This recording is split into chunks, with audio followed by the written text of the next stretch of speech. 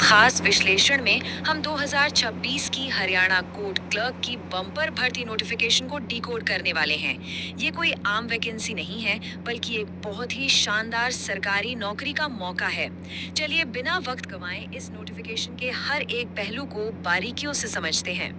जल्दी से आज की इस चर्चा का एजेंडा देख लेते हैं।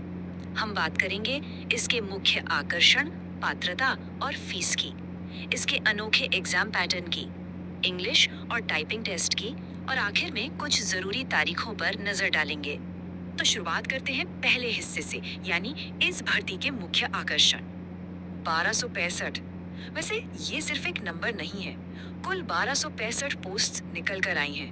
आज के समय में जब सरकारी नौकरियां इतनी मुश्किल से मिलती हैं, तो ये संख्या अपने आप में एक बहुत बड़ा मौका दिखाती है।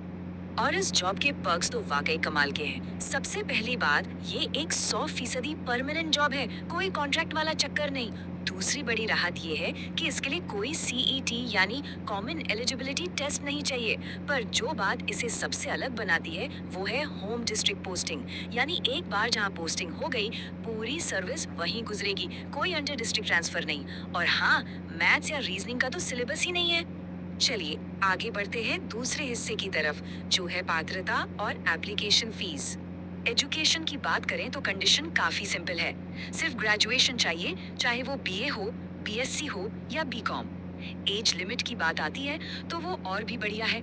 जनरल कैटेगरी के लिए 18 से 42 साल तक, और रिजर्व्ड कैटेगरीज जैसे एससी, एसटी और ओबीसी के लिए 5 साल की छूट के साथ ये लिमिट 47 साल तक जाती है। मतलब बहुत सारे कैंडिडेट्स इसके लिए अप्लाई कर सकते हैं।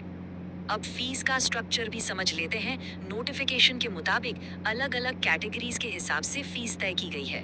जनरल मेल कैंडिडेट्स के लिए टोटल फीस 1200 रुपए है, और जनरल फीमेल कैंडिडेट्स के लिए 875 रुपए।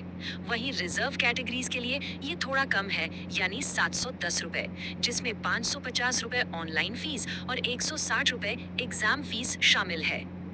अब आते हैं तीसरे और सबसे दिलचस्प हिस्से पर, इसका अनोखा एग्जाम पैटर्न।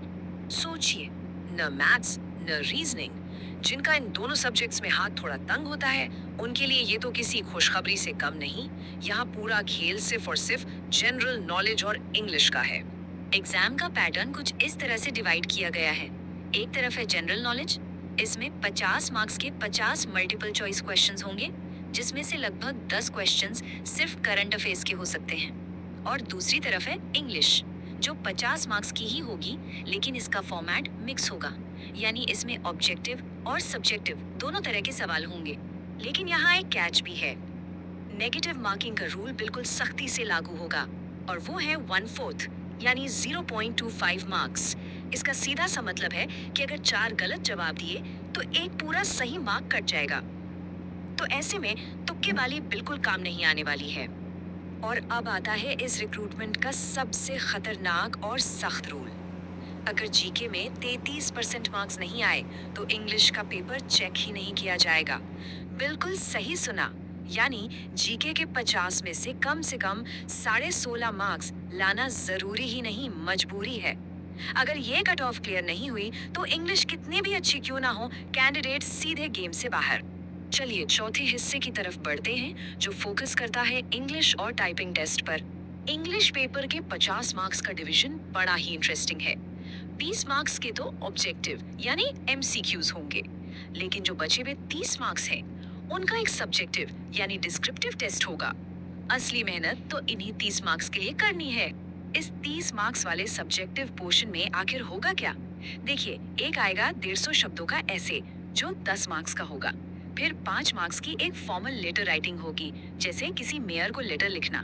5 मार्क्स मिलेंगे प्रेसी राइटिंग यानी समराइजेशन के लिए, और आखिर में 10 मार्क्स होंगे हिंदी से इंग्लिश में ट्रांसलेशन के लिए।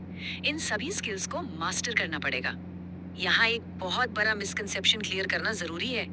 ये जो पूरा सब्जेक्टिव टेस्ट है ना, ऐसे, लेटर, ये सब पेन और पेपर से नहीं लिखना है। ये सब कुछ कंप्यूटर पर लाइव टाइप करना होगा, यानी इंग्लिश की नॉलेज के साथ साथ टाइपिंग स्पीड भी बहुत मैटर करेगी। तो सिलेक्शन का प्रोसेस आखिर काम कैसे करेगा? स्टेप 1 होगा ऑनलाइन रिटन एग्जाम, वहीं जीके और इंग्लिश वाला। फिर आएगा स्टेप 2, जिसमें टोटल पोस्ट्स के 10 गुना कैंडिडेट्स यानी करीब 12,650 लोगों को शॉर्टलिस्ट किया जाएगा। और आखिर में होगा स्टेप 3, जिसमें इन शॉर्टलिस्टेड कैंडिडेट्स का एक अलग से टाइपिंग टेस्ट लिया जाएगा। यानी रिटन एग्जाम और टाइपिंग टेस्ट दोनों अलग अलग पड़ाव हैं। अब आते हैं अपने आखिरी हिस्से पर, इम्पोर्टेंट डेट्स और तैयारी। इन तारीखों को बिल्कुल ध्यान में रखना जरूरी है। एप्लीकेशंस शुरू होंगी 26 मई 2026 से और आखिरी तारीख है 23 जून 2026। लेकिन टाइम का ख्याल रखना जरूरी है। डेडलाइन शाम 4 बजे तक ही है। रात 12 बजे का वेट करने पर फॉर्म छूट जाएगा। वैसे एग्जाम होने के चांसेस सितंबर या अक्टूबर 2026 के आसपास है, तो तैयारी का ठीक ठाक टाइम मिल रहा है। तैयारी को स्ट्रॉन्ग बनाने के लिए कुछ अच्छे रिसोर्सेज अवेलेबल हैं। लेटेस्ट अपडेट्स के लिए सोर्सेज के टेलीग्राम या व्हाट्सएप लिंक्स ज्वाइन किए जा सकते हैं। यूट्यूब पर कुछ फ्री इंग्लिश डेमो क्लासेस आने वाली हैं, उन्हें देखा जा सकता है। और एक ऑप्शन ये भी है कि स्पेशलाइज्ड बैचेस में एनरोल करने पर विचार किया जाए, जो खास तौर पर इस 2 सब्जेक्ट वाले पैटर्न यानी जीके, करंट अफेयर्स और इंग्लिश टाइपिंग को कवर करते हैं। तो इस पूरे विश्लेषण को खत्म करने से पहले एक बड़ा सवाल सामने आता है, क्या कैंडिडेट्स जनरल नॉलेज की उस 33% वाली दीवार को पार कर पाएंगे, ताकि उनकी इंग्लिश स्किल्स को भी परखा जा सके। ये भर्ती सिर्फ एक सब्जेक्ट की नहीं, बल्कि बैलेंस और स्ट्रैटेजी का एक परफेक्ट टेस्ट है। आज के इस एक्सप्लेनेटर में जुड़ने के लिए बहुत शुक्रिया।